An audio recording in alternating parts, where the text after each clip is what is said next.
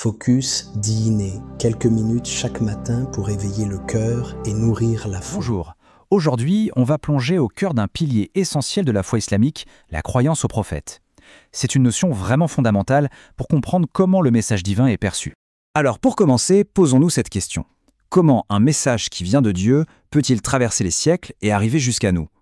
Ça nous place directement au cœur du sujet, on a besoin d'intermédiaires, de messagers. Pour bien comprendre d'où tout ça vient, faisons un petit voyage dans le temps.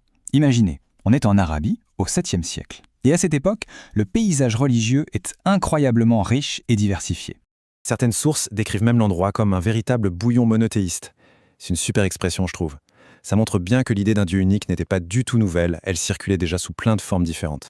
En fait, à la Mecque, on trouvait un peu de tout. Des communautés juives, des communautés chrétiennes, bien sûr des adeptes de cultes polythéistes, mais aussi des groupes qui croyaient déjà en un Dieu unique. C'est vraiment dans ce contexte très particulier que le message de l'islam va voir le jour.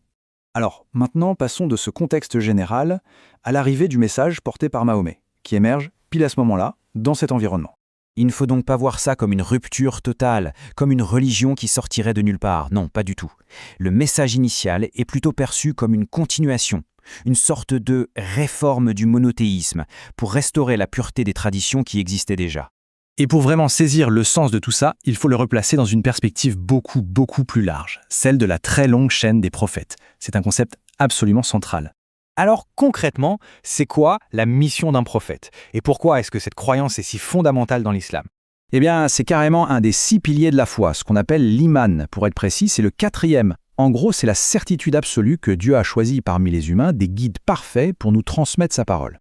Et leur mission est universelle. Ils sont là pour annoncer de bonnes nouvelles, bien sûr, mais aussi pour avertir. Et surtout, leur but est de rappeler à toute l'humanité d'adorer le Créateur unique.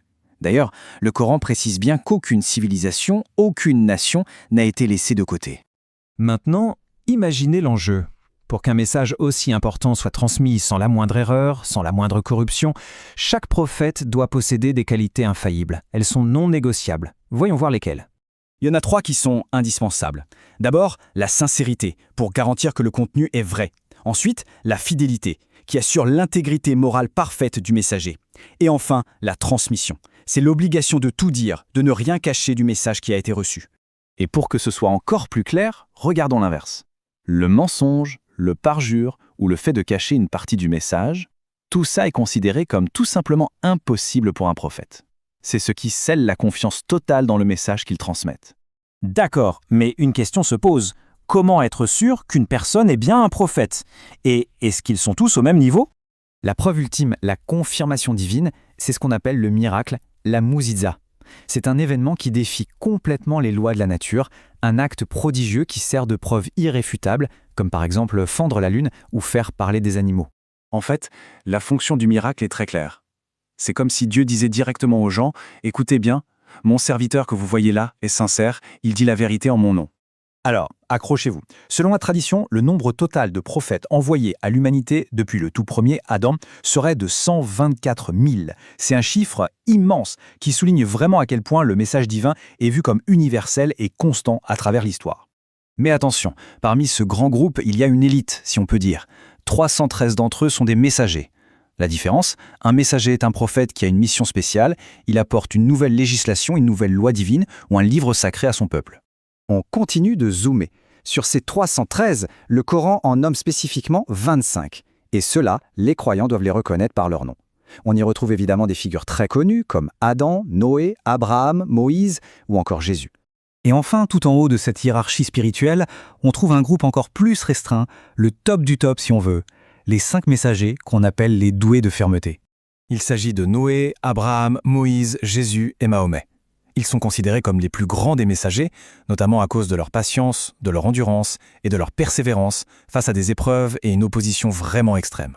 Tout ça nous amène logiquement au dernier maillon de cette immense chaîne, celui qui vient clore définitivement la succession des prophètes.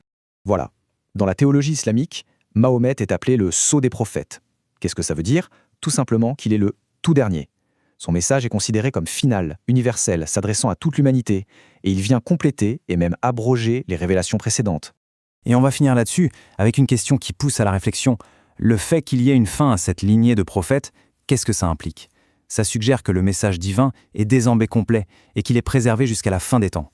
Quelle signification est-ce que ça peut avoir pour la relation entre l'humanité et le divin aujourd'hui ?